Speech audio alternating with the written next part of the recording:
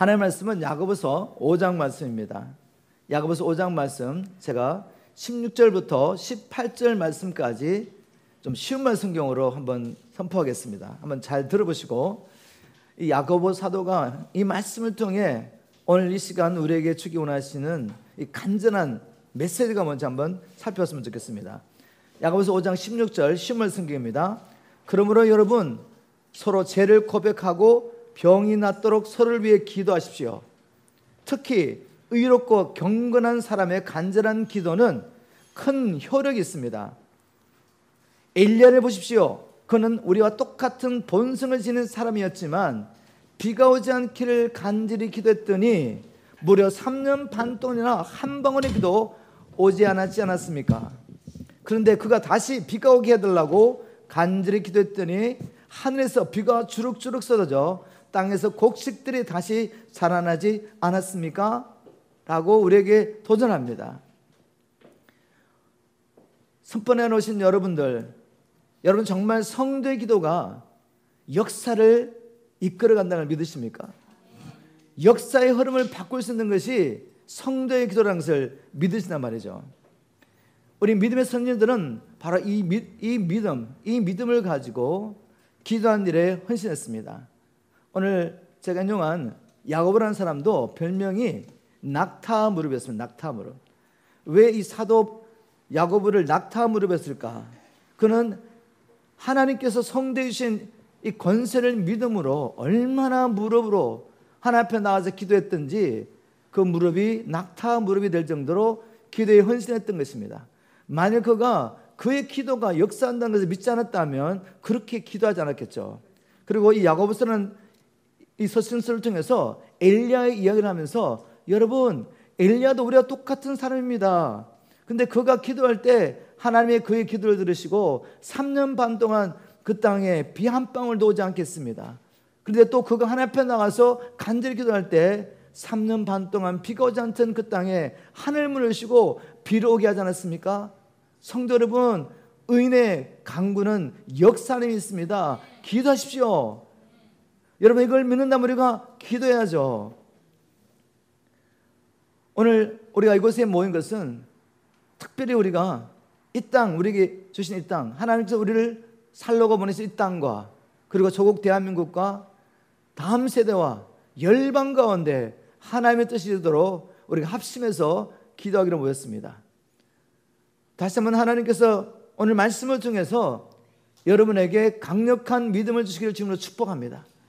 이제는 나를 위해서, 땅에 속한 어떤 것을 얻기 위해서 그렇게 구하지 말라는 거죠. 그런 기도는 불신자들의 기도, 하나님을 알지 못하는 자들의 기도지만 우리가 어떤 자인데 우리가 이런 기도를 하다가 하나님 앞에 가겠습니까? 하나님 우리를 통해 정말 역사를 이끌어가기 원하시고 역사의 흐름을 바꾸기 원하십니다. 여러분 믿으십니까? 오늘 한번 말씀을 통해서 도대체 우리가 누구기에, 예수 그리스도 안에 있는 성도가 누구기에 우리가 기도하는데 역사가 바뀝니까? 말씀을 통해 한번 찾아보고 또 성경 말씀 가운데서 성도가 기도할 때 역사가 바뀐 사례를 보겠습니다. 또 세계 역사 가운데 오늘날에도 성도가 일어나서 기도할 때 하나님이 시대 역사에 흐름을 바꾸려는 이런 사례들을 한번 찾아보도록 하겠습니다. 성도의 기도가 왜 이렇게 능력이 있습니까? 그것은 하나님께서 사람을 창조하신 목적 때문에 그렇습니다.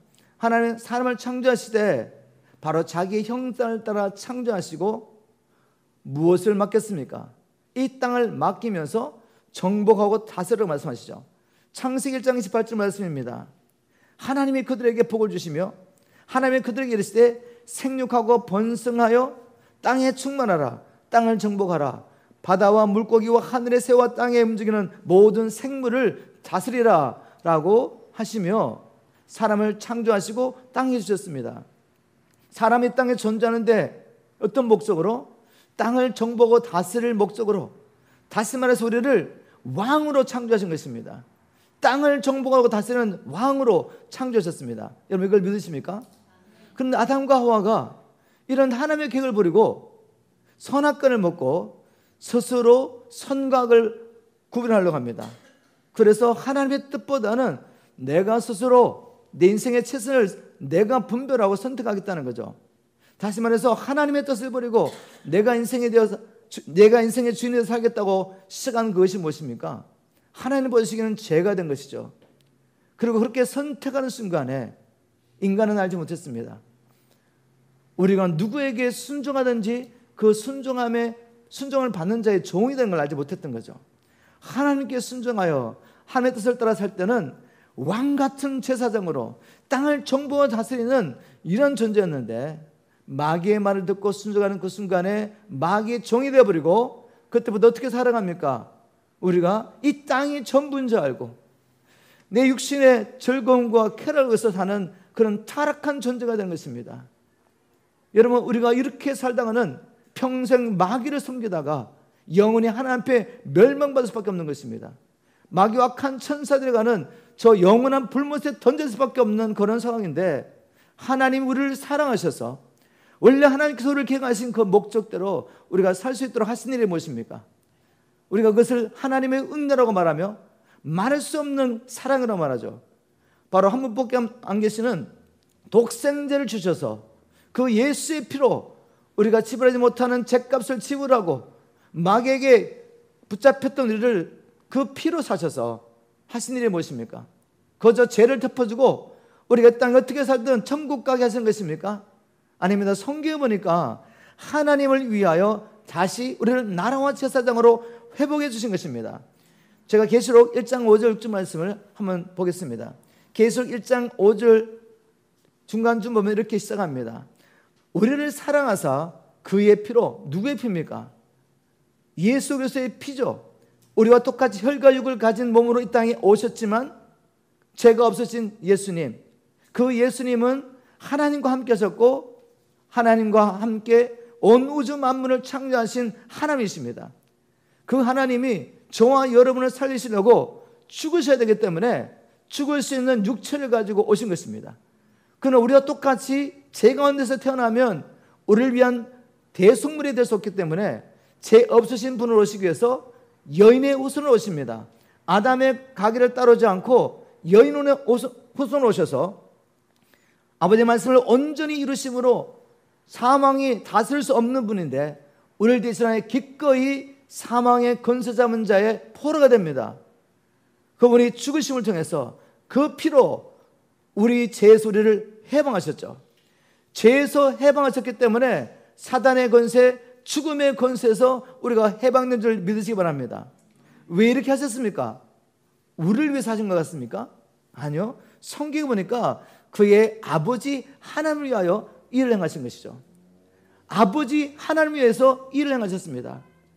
창조의 목적을 이루려고, 저와 여러분을 창조하신 목적을 이루려고 우리 스스로는 그 삶을 살 수 없기 때문에, 그래서 영원히 폐기처럼 처분될 수밖에 없는 것이죠. 쓸모없는 존재이기 때문에 심판을 받을 수밖에 없는 그 존재를 사랑하시고 또 아버지 하나님의 뜻을 이루시려고 죄에서 우리를 주님의 피로 해방해 주셨습니다. 믿으십니까, 여러분?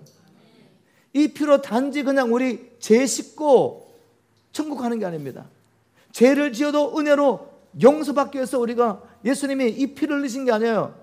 아버지 하나님을 위해서 다시 한번 나라와 제사장 삼기 위해서, 왕같은 제사장 삼기 위해서, 다시 우리를 통해 땅을 정복하고 다스리기 위해서 이 일을 하나님이 행하셨습니다. 여러분 믿으십니까?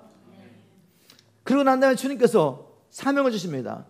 제자들을 부르시고 우리가 아버지의 뜻대로 살 수 있는 모든 일을 이루시고 이제 성천하시기 전에 제자들에게 명령하시죠.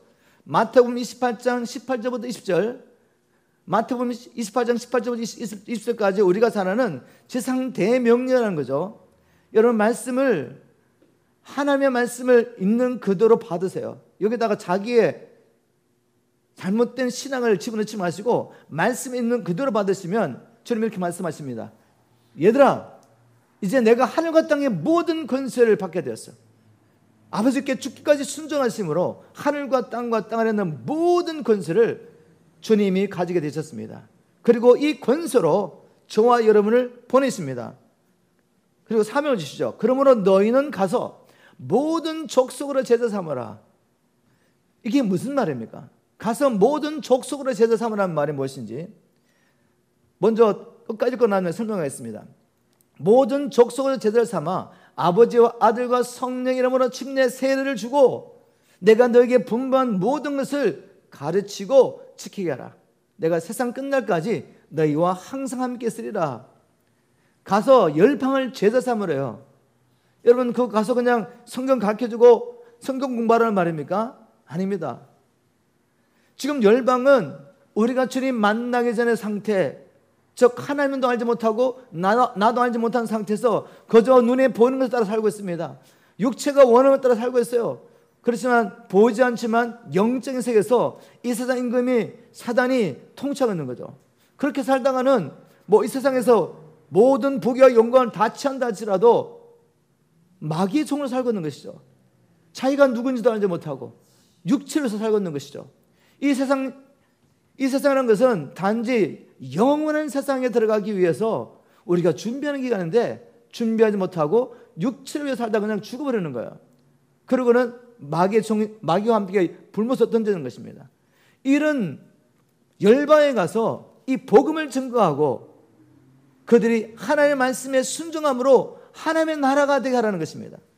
하나님의 말씀에 순종이 하나님의 나라죠. 그냥 예수 믿습니다, 복음 믿습니다, 그러면 하나님의 백성 하나님의 나라입니까? 그렇게 살다가 어느 날 갑자기 천국 가시겠습니까? 이 땅에서 육체를 따라 살며 세상을 따라 세상에 가는 길을 가다가 갑자기 어느 날 교리 믿고 있었더니 천국 들어가겠어요? 그런 일은 없습니다, 여러분. 우리가 하나님의 나라이기 때문에, 우리 개인이 하나님의 나라이기 때문에 그 하나님의 나라가 하늘에서 임하는데 우리가 끌려 올라가는 것입니다. 여러분, 큰 물방울이 있으면 작은 물방울 옆에 가면 어떻게 되죠? 끌려가가지고 붙어버리잖아요. 그게 바로 이거죠. 하나님의 나라가 임하는데 우리가 다 하나님의 나라였어요. 끌려 올라가는 것이죠. 바로 우리에게 주신 사명은 무엇입니까? 아직도 복음을 알지 못함으로 사단의 권세하는 이들에 가서 복음을 증거하고 우리의 복음을 깨닫고 믿을 뿐만 아니라 이제는 복음을 따라 살게 해서 참 예수의 제자가 되게 해라. 참 하나님의 나라가 되게 해라. 그들도 왕같은 제사장으로서 이제는 하나님의 나라에 이루어가는 하나님의 친백성으로 살게 하라. 이게 우리 모두에게 주신 사명이며 저뿐만 아니라 우리 모두에게 주신 사명입니다. 여러분, 이 사명을 따라 살고 계십니까? 수없이 많이 들었지만 그건 목사님의 일, 선교사님의 일 이렇게 생각하십니까? 아니, 우리 이렇게 살아야 돼요. 나를 불러 주여 주여 한다고 다 천국 가는 것이 아니라 내 아버지의 뜻대로 행하는 자라야 들어가리라. 성령 주신 이후 우리를 구원하시고 우리 계신 이 사명을 따라 살게 하려고 성령을 주셨습니다. 이 성령을 쫓아가면 이렇게 살 수가 있는 것이죠. 주님께서 이렇게 우리를 불러주시고 사명을 주시고 이제는 우리가 정복을 다스려야 됩니다. 이를 위해서 하나님께서 계신 권세가 뭔지 보겠습니다. 에베소서 2장 4절부터 6절 읽어보겠습니다. 에베소서 2장 4절부터 6절. 예전에 우리 어떻게 살았습니까? 허물과 죄로 죽었죠. 세상 풍속을 쫓으며 마음의 원함을 따라 살면서 육체가 원하는 걸 따라 살면서 공제의 건세는 자 마귀를 섬겨 살았습니다. 영원히 죽을 수밖에 없는 우리를 사실해 보니까 주님께서 긍휼히 여기셨대요. 긍휼이 풍성하신 하나님이 우리를 사랑하신 그 큰 사랑을 인하여 허물로 죽은 우리를 그리스도와 함께 살리셨고 너희가 은혜로 구원을 받은 것이라. 은혜로 구원을 받았는데 그 은혜가 그냥 죄를 덮어주는 게 아니에요. 그 은혜가 우리를 경건하게 살게 하고 이제는 땅에 소망을 두지 않고 주님의 오심을 소망하게 하며 모든 불법을 건져내셔서 하나님의 친백성을 살게 하는 게 은혜입니다. 이 은혜가 우리를 살리셔서 뭐냐면은 오디를 보니까 우리를 사랑하사 그의 피로 우리를 오디를 보니까 허물로 죽은 우리를 그리스도와 함께 살리셨고 너희는 은혜로 구원을 받은 것이라. 또 함께 일으키사 그리스도 예수 안에서 함께 하늘에 앉히시니. 여러분의 영적인 위치가 무엇인지 아십니까? 몸은 여기 있지만 여러분의 영은 성령을 통해 예수 그리스도와 함께 연합했기 때문에 영은 시간과 공간을 초월하여 모든 것에 존재할 수 있습니다. 믿으십니까? 몸은 여기 있지만 여러분의 영은 그리스도 안에서 지금 하늘의 보좌에 앉아 있는 것을 믿으십니까? 지금 하늘의 보좌에서 하나님이 뭐라고 계시죠? 제가 103편 103편 103편 19절 보겠습니다. 하나님이 보좌에서 지금 뭘 하고 계시는지, 거기 지금 우리도 앉아 있는데 이걸 알아야 우리가 다스릴 게 아닙니까? 10편 103편 19절을 제가 현대인의 성경 읽어볼 테니까 잘 들어보세요.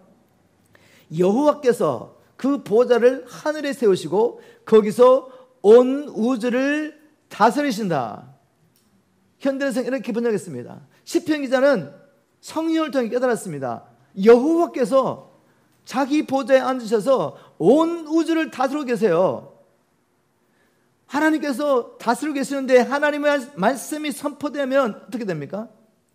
20절에 보니까 그의 명령을 수행하며 그의 말씀에 순종하는 너희 능력 있는 천사들아 여호와를 찬양하라 라고 찬양했는데, 하나님의 말씀이 선포되면 어떻게 됩니까? 하나님의 뜻을 집행하는 천사들이 움직이기 시작하는 거예요. 자, 여러분이 그림을 그려보십시오. 바울이 이렇게 고백합니다. 하나님만 앉아있는 것이 아니라 죽으시고 부활하셔서 성취하신 예수님만 아버지 보좌 우편에 앉아있는 것이 아니라 그리스도의 몸인 우리가 예수님을 믿을 때 성령 연합하는 세례로 그리스도와 하나 된 우리가 지금 그 보좌에 앉아 있는 것입니다. 뭐 하라고 앉아 있습니까? 우리가 지금 하나님이 지금 우주를 다스리고 계시잖아요. 그리스도와 그리스도의 몸인 또 신부인 우리가 하나님과 함께 다스리라고 앉아 있는 겁니다. 바로 이 일을 위해서 예수의 피로 우리를 구속하신 것입니다. 우리의 죄를 용서해 주시고 죄와 사단의 권세에서 해방해 주시고 원래 하나님의 계획대로 하나님의 형상을 따라 칭을 받는 우리가 하나님과 함께 다스리도록 지금 그리스도 안에 그곳에 함께 하신 것입니다. 여러분 믿으십니까? 그래서 베드로는 이렇게 말했지 않습니까? 여러분, 우리는 왕같은 제사장입니다. 믿는 우리는 하나님의 자녀예요. 예수님이 하나님의 자녀를 땅에 어떻게 살았습니까? 육으로 보면 목수죠. 가난한 목수의 아들이었고 자기도 목수였고, 그러나 성령을 통해 보니까 그분은 살아계신 하나님의 아들이었습니다. 하나님의 아들로서 가는 곳마다 회개하라, 하나님의 나라가 임하였다고 선포하죠. 그리고 그 하나님의 나라를 하나님께서 주신 권세와 능력으로 이루어갔습니다. 병든 자를 고치고 어둠의 영들을 몰아내고 하나님의 나라를 실제적으로 이루어가시죠. 사단의 권세에 묶여서 이런저런으로 고통받는 그 영혼들이 주님을 통해 해방받고 치유받고 일어나는 것입니다. 그리고 어떻게 삽니까? 이제까지는 먹고 사는 일에 묶여 살던 그들이 하나님의 나라를 보게 되고 그리스도와 함께 하나님의 나라를 이루어가며 죽어가는 것입니다. 그러나 소망간에 죽어가는 것이죠. 그리스도와 함께 고난을 받았기 때문에 그리스도와 함께 영광에 참할 것을 바라보면서 권세 있는 자로 왕같은 제사장으로 살아갔던 것입니다.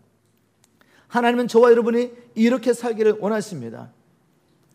여러분, 잃어버린 이 권세와 영광을 회복하시기를 주님으로 축복합니다. 이렇게 우리 육체를 떠나보면 우리가 뭘 할 수가 있겠습니까?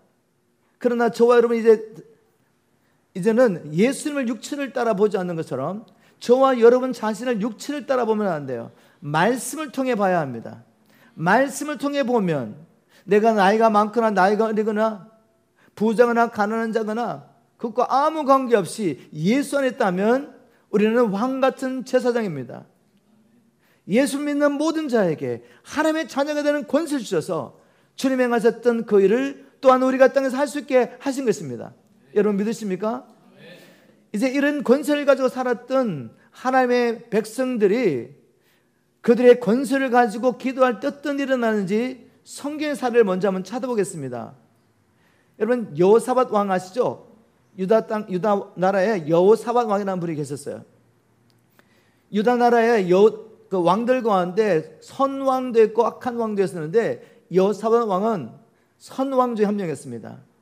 하나님을 사랑하고 하나님의 말씀에 순종했던 왕이죠. 그가 행했던 일들 보면 역대하 19장 4절을 보겠습니다. 간단하게 그가 했던 일을 한번 보겠습니다. 왕이 되고 난 다음에 19장 4절을 보니까 여호사밧이 예루살렘에 살더니 다시 나가서 부엘세바에서부터 에브람 산지까지 민간에 돌아다니며 그들의 조상들의 하나님 여호와께로 돌아오게 하고, 왕이 고을마다 다니며 뭐였다고요? 부흥운동을 일으키면 부흥운동을 하나님께 돌아오도록 하는 역사를 일으키고, 재판관들을 세우되 하나님을 경외하는 자를 세워서 하나님의 말씀에 합당하게 재판하려고 하며, 이렇게 놀랍게 나라를 새롭게 하나님께 올려드립니다. 그리고 나는데 어떤 일이 났습니까? 그 일 후에 어려운 일이 생깁니다. 역대 20장에 보면 모압 사람과 암몬 사람과 셋 사는 사람이 연합군을 이루어가지고 유다를 침공하는 나라의 큰 위기가 임한 것입니다. 여러분, 이렇게 연합군이 쳐들어오면 한 나라가 싸워서 이길 수가 없어요. 그래서 보통 어떻게 합니까? 많은 돈을 주고 용병을 사죠. 그래서 같이 싸웁니다. 근데 여호사밧 왕이 어떻게 했습니까? 20장 3절을 보겠습니다. 역대 23절에 보니까 여호사밧이 두려워하여 여호와께로 낯을 향하여 간구하고 온 유다 백성에게 금시가나 공포하며, 유다 사람이 여호와께 도우심을 구하려 하여 유다 모든 성읍에 모여와서 여호와께 간구하더라. 지금 전쟁을 해야 되는데 금식을 선포했어요. 여러분, 상식적으로 이해가 되십니까? 지금 고기 먹고 힘내가지고 싸워야 되는데 금식을 선포합니다. 그리고 하나님 앞에 간절히 금식하며 기도합니다. 왜? 싸움을 알았기 때문에. 진짜 싸움을 알았습니다. 눈에 보이기는 연합군이 이루어가지고 지금 여호사밧 왕을 치는 거지만, 사실은 여호사밧 왕이 일어나서 나라를 새롭게 하고 이 나라를 택하신 하나님의 목적대로 하나님 앞에 온전히 이 백성들을 세우니까 마귀가 가만히 있을 수 없는 거죠. 주의 나라를 통해서 무너뜨리려고 합니다. 그럴 때 여호사밧 왕과 유다 백성들은 하나님 앞에 간절히 기도하면서 하나님 백성이 주시는 권세를 사용했던 거죠. 이렇게 기도합니다. 6절에 보니까 이르되 우리 조상들의 하나님 여호와여, 주는 하늘에서 하나님이 아니시니까 이방 사람들의 모든 나라를 다스리지 아니하시나이까? 주의 손에 권세와 능력이 싸우니 능히 주와 맞설 사람이 없나이다. 주님, 지금 모압, 암몬, 세일산 사람이 연합군을 이루어왔지만 그들을 세우신 분도 하나님이십니다. 하나님은 이스라엘의 하나님뿐만 아니라 그들의 왕이십니다. 이 모든 임금들의 왕이십니다. 그리고 하나님의 말씀 가지고 막 싸우세요. 그 성경을 보면은 하나님, 이 땅은 하나님께서 우리에게 주셨습니다. 우리 조상이 애굽에서 나올 때 하나님께서 모압과 암몬, 세일산 사람들, 에세의 후손들 손대지 못하게 해가지고 우리 그 땅 취하지 않았잖아요. 하나님께서 허락하시니 가나안 땅에 들어왔는데 지금 그들은 하나님께서 우리 계신 땅을 지금 침범을 왔습니다. 하나님, 우리 계신 땅, 하나님 우리가 지킬 수 있게 도와주십시오. 하나님, 우리를 위해서 싸워주십시오. 간절히 기도합니다. 12절에 보니까 우리 하나님이요, 그들을 징벌하지 아니하시나이까? 우리를 치러오는 이 큰 무리를 우리가 대적할 능력이 없고 어떻게 할 줄을 알지 못하고 오직 주만 바라보나이다. 이렇게 간절히 기도합니다. 그런데 그때 하나님 말씀하십니다. 하나님의 백성들이 하나님 편 나와서 말씀을 붙잡고 하나님의 약속을 따라 기도할 때 하나님이 움직이십니다. 말씀하시죠. 다른 거 안 하세요. 말씀하세요.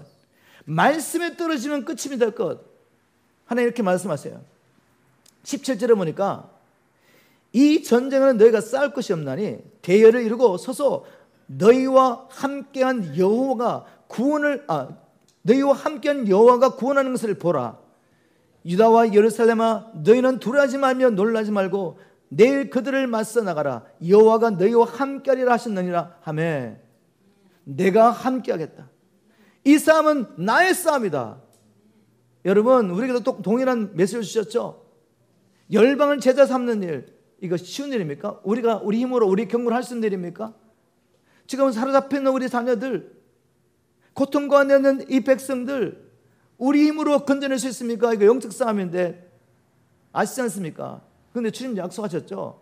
너는 순종해서 내 명령에 순종해서 가서 선포해. 그러면 내가 함께 할 거야. 바로 유다 백성들이 하나님 앞에 간절히 기도하고 하나님의 응답을 받았습니다. 내가 싸우겠다고.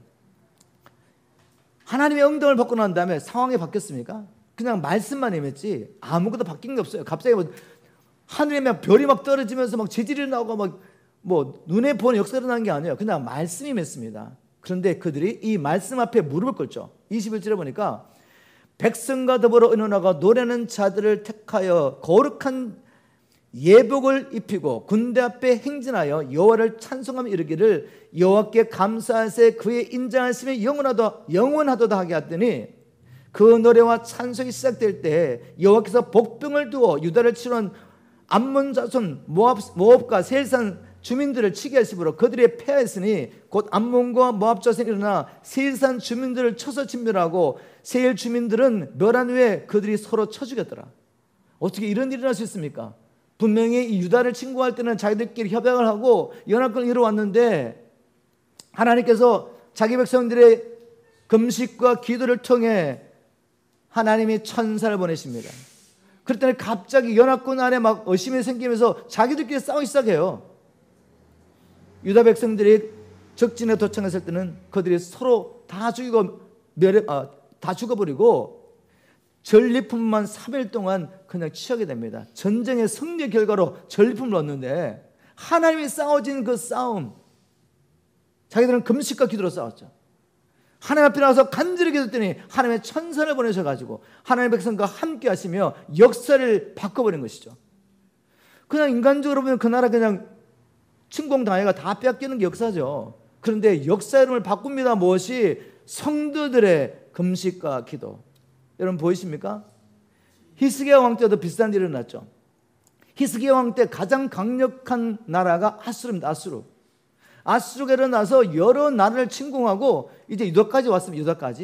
유다의 강력한 성들을 다 점령하고 이제 하나만 남았어요. 예루살렘 수도만 무너지면 끝입니다. 끝. 역대하 31장을 보시죠. 31장 32장으로 가겠습니다.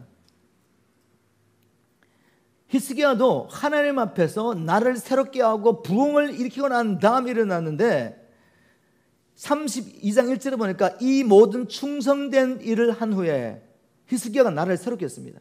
그 앞전의 왕들이 얼마나 우상숭배를 하나님 백성으로 하면서 그 예루살렘 가운데 또 성전 안에까지 우상을 가득 세웠습니다. 히스기야 일어나가지고 하나님의 열심으로 그걸 다 깨끗이 하고 정결케 하고 그때까지 오랫동안 없었던 유월절을 지킵니다. 유월절을 하나님의 말씀에 따라 유월절을 지키고 난 다음에 이 충성된 모든 일 후에 아스루 왕 사네립이 유다에 들어와서 경관 성읍들을 향하여 진을 치고 쳐서 점령하고자 한지라. 여러분 영적 싸움이 보입니까? 눈으로 보면 아수르가 침공한 거죠. 그러나 영적으로 보면 히스기야가 유다 나라를 새롭게 한 것입니다. 부흥이 일어난 겁니다. 하나님의 나라를 회복한 것이죠. 그런데 마귀가 가만히 안 보고 있는 거죠. 이건 무너뜨려 다시 쳐들어온 거죠. 누굴 통해? 아수르를 통해서. 그때 히스기야가 어떻게 대처했냐면 32장 6절부터 8절까지 보겠습니다. 용병을 사러 보낸 것이 아니라 32장 6절에 보니까 군대 지휘관들을 세워 백성을 거느리게 하고 성문 광장에서 자기 앞에 무리를 모으고 말로 위로하여 이르되 너희는 마음을 강하게 하며 담대히 하고 아스루 왕과 그를 따르는 온 무리로 말미암아 두려워하지 말며 놀라지 말라. 우리와 함께 하신 이가 그와 함께 하신 이보다 크니 그와 함께 하는 자는 육신의 팔이요 우리와 함께 하신 이는 하나님 여호와시라. 반드시 우리를 도우시고 우리를 대신하여 싸우시리라. 우리를 대신해서 하나님이 싸우신다는 확신을 가지고 성도들에게 격려하고 위로하고 있습니다. 낙심하고 좌절하고 두려워했는 저 아수르의 강대국을 이긴 나라가 없는데 그들이 지금 이 나라까지 쳐들어온 겁니다. 마음이 낙심됐고 두려운 가운데 있는데 하나님을 의지하며 일어나라고 하나님 우리와 함께 하심으로 그분이 우리를 위해서 싸우실 거라고 히스기야가 말로 말미암아 안심시켜줬습니다. 그죠? 그런데 이제 히스기야가 보낸 사신에 와가지고 죄송합니다. 아수르 왕 산헤립이 보낸 사신이 와서 히스기야와 히스기야 백성들의 마음을 약하게 하려고 하나님을 대적하는 말을 합니다. 이렇게 말합니다. 13절 여러분 말싸움은 아시겠어요? 말싸움? 전쟁이 말싸움이에요. 말은 영이잖아요. 아무리 강력한 군대를 갖고 있다 할지라도 마음이 무너지면 끝이었거든. 그러나 아무리 사람들이 약한 사람들 같지만 마음이 강하고 하나님이 주시는 말씀을 끌어나면 이길 자가 없어요. 그 믿음을 통해 하나님 역사를 하셨기 때문에, 그래서 지금 말싸움하는 겁니다. 전쟁하기 전에.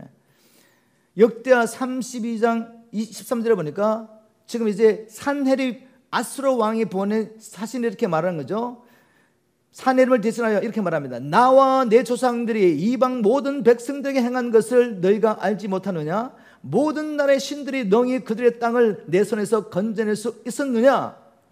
내 조상들이 진멸한 모든 나라의 그 모든 신들 중에 누가 능히 그의 백성을 내 손에서 건져내었기에 너희 하나님이 능히 너희를 내 손에서 건져내겠느냐? 그런즉 이와 같이 너는 히스기야에게 속지 말라. 게임을 받지 말라. 우리가 지금 여러 나라를 침공하면서 그 나라를 섬기고 있는 신들 가운데 누가 나를 이겼냐 이거죠. 그런데 여호와가 뭔데? 여호와를 신뢰하라고? 여호와가 뭔데 내 손에서 너희 나라를 지킬 수 있냐고 이렇게 여호와 하나님까지 이야기하면서 그들의 마음을 낙심시킵니다. 자, 히스기야와 이사야라는 선지자가 어떻게 반응하는지 보십시오. 이때 그들의 기도가 역사 이름을 바꿔버립니다. 그때 대세가 뭐라 그랬죠? 아수르. 아수르가 열방을 침공하면서 지금 세례를 부르고 있는데 이들의 기도를 통해서 하나님이 역사해버리니까 아수르의 세력이 끊어버립니다. 이제 세하기 시작해요. 자, 어떻게 기도했습니까? 역대하 32장 20절. 이름으로 히스기야 왕이 아모스의 아들 선지자 이사야와 더불어 하늘을 향하여 부르짖어 기도했더니 하나님 앞에 간절히 기도한 것입니다. 산헤립이 전엔 이 말을 가지고 하나님 앞에 가서 하나님, 저들이 사시는 하나님을 어떻게 못하는 것을 들으십시오. 이방의 신들은 우상이지만 하나님은 하늘과 땅을 창조하신 여호와 하나님 아닙니까? 하나님 앞에 간절히 기도했던 것이죠. 그랬더니 21절에 여호와께서 한 천사를 보내어 시편 103편 20절에 뭐라고 되어 있죠? 하나님의 명령을 집하는 천사되어 여호와를 찬양하라. 하나님의 명령을 전달하는 천사가 있습니다. 하나님의 말씀이 떨어지자마자 무엇을 통해서 하나님의 백성들의 기도가 상달되고 하나님의 명령이 떨어지자 천사가 동원됩니다. 천사를 보내어 아수르 왕의 진영에서 모든 큰 용사와 대장과 지휘관들을 멸하신지라. 아수르 왕이 낯이 뜨뜻하여 그의 곡으로 돌아가더니 그의 시내 전에 들어갔을 때 그의 몸에서 난 자들이 거기서 칼로 죽였더라. 하나님이 일어나시니까 그 강력한 강대국이 순간 무너져 버립니다. 여러분, 이 하나님이 역사를 보시나요? 하나님의 백성들의 간절한 기도를 통해서 일하시는 하나님이 보이십니까? 역사 이름이 바뀌지 않나요? 오늘날에 이런 일이 안 일어날 것 같습니까, 여러분? 일어납니다. 역사가 성도들의 기도를 통해 바뀌어버려요. 1950년대경에 53년경인지 잠깐 보겠습니다. 53년에 러시아의 역사가 바뀝니다. 러시아의 역사의 흐름이 바뀐다는 것은 세계의 정세가 바뀌는 거죠. 어떤 일이 났냐면 스탈린이 갑자기 죽어버려요. 73세. 아무런 지병이 없다가. 여러분, 어떻게 그런 일이 난 줄 아십니까? 그때 스탈린이 러시아 자기 나라 안에 있는 이 유대인들을 체계적으로 핍박할 계획을 짭니다. 이제 그 이야기를 목사님이 데릭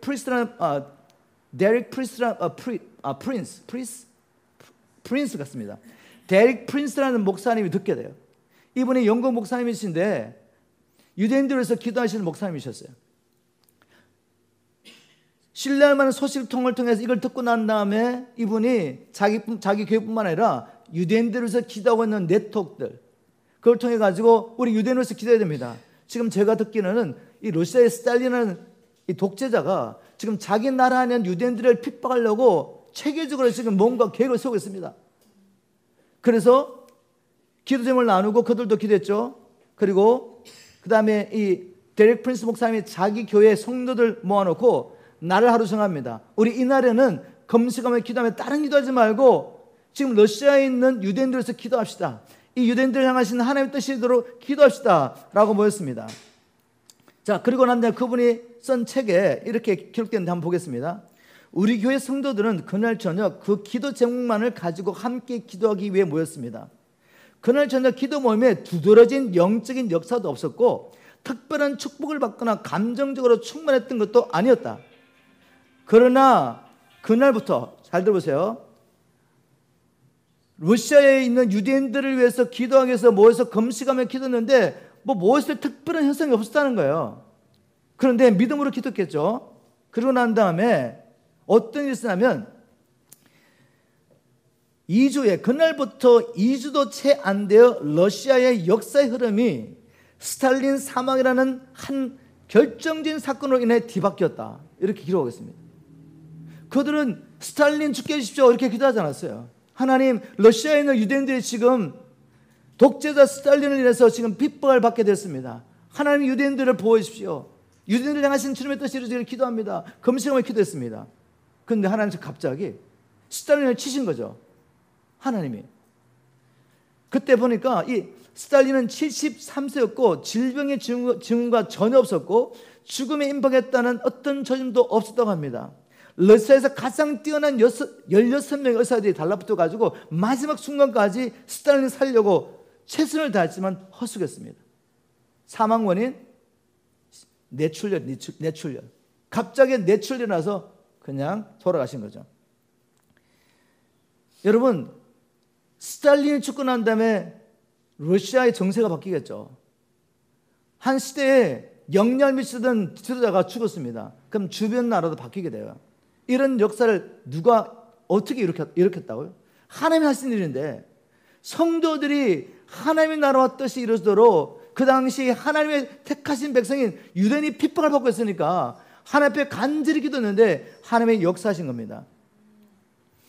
여러분, 이제 여러분이 좀 어필할 수 있게, 그래도 그건 다른 나라 얘기 같잖아요. 우리나라 이야기 하겠습니다. 우리나라 이야기. 6.25 사변 때 어떤 일이 났는지 한번 여러분 들어보십시오. 여러분 잘 아시죠? 1950년 6월 25일 날 새벽에 북한 군대가 갑자기 기습을 했는데 우리 국군은 무방비 상태였습니다. 반격을 할 수도 없었어요. 그냥 쳐들어들면서 계속 밀려가지고 어디까지 갑니까? 한순간 순식간에 낙동강 전선까지 딱 가버리는 거죠. 이거 그냥 무너지는 거 끝입니다. 끝. 여기서 그냥 무너지면 갈 데가 없어요. 한 번 더 척하다는 겁니다. 여러분 이거 교육 받으셨나요? 저는 새롭게 다시 공부하고 있습니다. 왜냐하면 대한민국, 미국처럼 하나님이 자기의 나라와 뜻을 위해 21세기에 택했다는 확신이 있기 때문에 연구하기 시작했습니다. 이건 정말 빙산의 일각이고 하나님이 정말 우리나라를 택하셨고 이 나라를 통해 사실을 일으켰기 때문에 대한민국 하나님 나라는 비전을 가지고 하나님 나라를 세우겠다는 비전을 가지고 우리 건국의 조상들이 이 나라를 세웠다는 거 여러분 아셔야 돼요. 이 뜻이 이루어지도록 우리 자녀들에게 교육해야 됩니다. 그렇게 제가 공부를 하다가 이걸 발견하게 된 거죠. 6월 25일 날 6.25 사변에 터져가지고 한순간 그냥 내려가서 8월 초에 이제 낙동강 정선 무너지면 끝입니다. 갈 데가 없어요. 근데 그때 어떤 일이 났냐면 역사를 바꾸는 변화가 일어났는데 어떤 일이 났냐면은 이 북한에서부터 또 밀려 내려와가지고 남한에도 많은 사람이 피난을 와가지고 대구하고 경남 일부 지역을 제어하는 모두 척허가 됐죠. 공산원들이 지금 점령하고 있는데 그 가운데 한 250여 명의 목회자가 있었답니다. 피난민 가운데. 그런데 그때 경남지사인 철양교회 양성봉 장로라는 분이, 양성봉 장로님이 피난민들 중에서 특별히 목사님들 250명을 위해 가지고 자기 위해서 다 모든 것을 공급하면서 거기서 시기하신 거죠. 거기에 피난민들 중에 250명의 목사님들만 모아가지고 거기 그 교육자를 섬겼던 겁니다. 그럼 목사님들이 모여서 뭐 하겠습니까? 피난 중인데 지금. 기도했겠죠, 기도. 250명의 목사님들 중심으로 그 초량교에서 자연스럽게 우리 지금 풍전등화 같은 이 나라를 위해서 나라의 구원에서 기도합시다라고 일어나가지고 2주 동안 기도하기를 결정합니다. 8월 말부터 시작해서 9월 중순까지. 이렇게 2주 동안 기도하기로 결정하고 기도를 하는데 일주일 동안 밤낮으로 계속하면서 목회자들과 그 또 모인 성도들이 하나님 앞에 간절히 기도하는데 회개가 터지기 시작했습니다. 그 목회자들의 회개는 뭔가 하면 하나님 우리가 일제시대 때 신사참배한 죄를 용서해 주십시오. 또 우리의 죄를 용서해 주십시오. 민족의 죄를 용서해 주십시오. 라고 참에 눈물 나면서 예배당 마룻바닥이 눈물과 콧물로 뒤범벅이 되도록 기도를 한 겁니다. 기록해 보니까 이렇게 기록했습니다. 그때 사람들이 너무 많이 모여서 예배당에 꽉 차서 문을 열어놓고 교회 마당까지 많은 사람들이 밤을 꼬박 새우며 24시간 먹고 자가면서 하나님께 부르짖었다, 이렇게 기록하고 있습니다. 그리고 초랑교회뿐만 아니라 이제 산에서 기도하고 그 기도에 불이 붙어가지고 피난민 온 사람들이 1000명을 치고 있는 그곳에서 밤낮 하나님 앞에 기도하기 시작한 겁니다. 이 회개 기도 운동이 부산을 넘어서 이제 제주도까지 넘어갑니다. 그 2주 사이에 하나님 얼마나 급해졌으면 기도를 불을 붙여가지고 지금 낙동강 정선물이면 적화돼 버리면 이 대한민국 한민족을 하시는 하나님의 길이 어떻게 됩니까? 그래서 간절히 기도하는데 그 기도가 있은 후 3일 후에 어떤 일이 일어났겠습니까, 여러분? 3일 후에, 그 기도가 끝나고 3일 후에 우리가 잘 아는 인천 상륙 작전이 시작됩니다. 인천 상륙 작전은 모든 사람이 이건 불가능하다, 이렇게 말했습니다. 그런데 메가 장군이 기독교인입니다. 크리스찬입니다. 우리 이스만 대통령하고 너무 친한 사이죠. 그래서 이분이 정말 하나님의 마음의 감동을 받고 인천 상륙작전을 시작했는데 성공하지 않습니까? 다 실패한다 그러는데 성공했습니다. 그래서 갑자기 인민군의 보급로가 끊어지면서 북한군이 어떻게 할지 모릅니다. 기대하지 않았던, 생각지도 않았던 일이잖아요. 이제 곧 끝나는데 전쟁이 갑자기 보급로가 끊겨버렸어요. 우왕좌왕하다가 위에서 내려오죠. 이제 낙동강 전선에 밀려있던 국군들이 힘을 얻고 올라가죠. 갈 바를 알지 못하고 짧은 시간 안에 서울이 회복됩니다. 서울 수복이 이루어져요. 여러분, 이런 일이 그냥 우연히 일어났겠습니까? 하나님이 개입하셨죠. 무엇을 통해? 성도들의 기도를 통해서 하나님의 뜻을 이루려고 천사를 명하니까 공산주의로 적화될 수밖에 없는 나라가 이렇게 된 겁니다. 여러분, 70년 동안 보십시오. 조선이라는 나라가 갑자기 휴전선을 중심으로 딱 나눠져 가지고 70년 동안 저 공산 정권이 저 북한을 다스렸고, 자유민주주의 나라, 하나님을 인정하고 우리 믿음의 건국의 조상들이 말씀에 세운 이 나라 70년 동안 어떻게 바뀌었는지 보십시오. 지금 전쟁 끝나고 난 다음에 세계에서 가장 가난한 나라, 한국 바라보면서 아무 소망이 없다고 그랬습니다.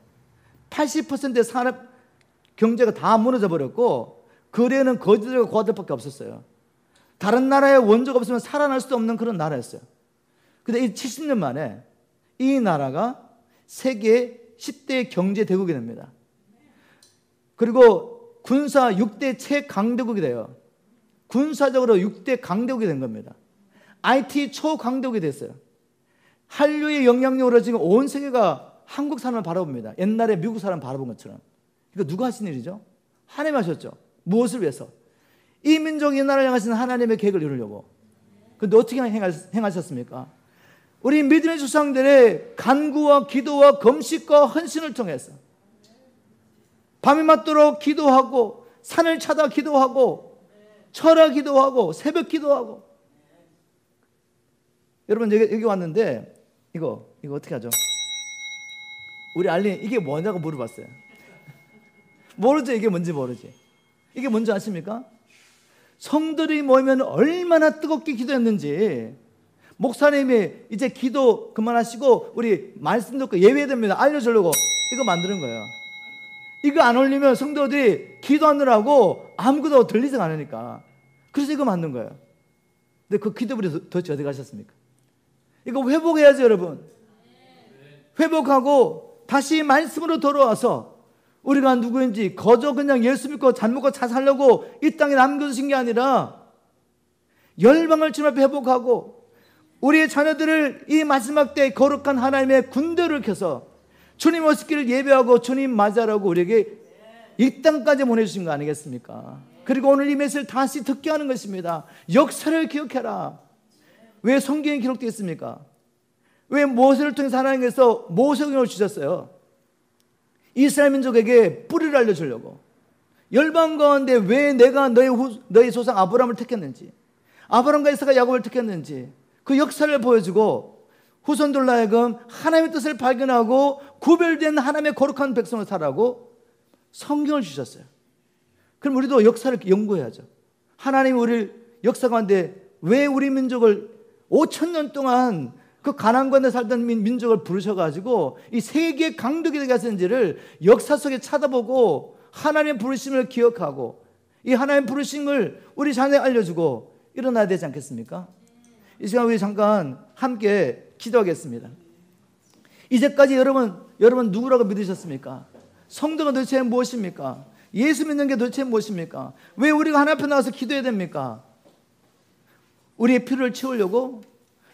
예수 알지 못한 사람들이 자기 우상에 가서 그렇게 막 기도하듯이 그렇게 자기들을 위해서 기도하라고 우리가 하나님 앞에 나와서 기도합니까? 우리는 왕 같은 제사장입니다. 이제는 예수와 함께 저 하늘 보좌에 앉아 있으면서 우주를 통치하고 계시는 그 주님과 함께 이 땅에 하나님 나라 역사를 하려고 우리를 불러주신 거죠. 하나님 말씀하십니다. 야곱을 통해 말씀하십니다. 얘들아, 엘리야 너희와 똑같은 사람이야. 근데 그가 하나님 주신 권세를 믿고 하나님 앞에 간절히 기도했더니 하나님이 하늘문을 닫으셨어. 또 후에 하나님 앞에 기도할 때 하늘문을 여셨어. 하나님이 지금 이렇게 말씀하십니다. 나의 백성들아 일어나 너희가 누군지 깨닫고 지금 있는 그 자리에서 예수와 함께 하늘 보좌에 앉았다는 이 믿음으로 하늘문을 열어라. 하늘문을 열어라. 성령의 손해가 다시 한번 너희들에게 그리고 열방 가운데 특별히 우리 자녀들 가운데 임하도록 기대하라 말합니다. 이 시간 우리 먼저 하나님 앞에 회개하는 마음으로 나갔으면 좋겠습니다. 하나님, 내가 누군지 잊어버리고 만약 우리가 땅의 것을 구했다면 용서하여 주십시오. 이제라도 이 말씀을 듣고 일어나서 왕같은 제사장으로 일어나서 주님 다스리게 도와주시옵소서. 특별히 우리 한민족을 향하신 하나님의 계획을 깨닫고 일어나 사명을 감당하는 세대로 일어나게 도와주시옵소서. 하나님, 우리에게 믿음을 주시옵소서. 우리 한번 주의 이름 크게 부르면서 이 시간 잃어버린 우리의 부르심과 사명이 회복되고 남은 시간 믿음으로 기도하실 때 간절히 하나님 앞에 나가서 기도하겠습니다.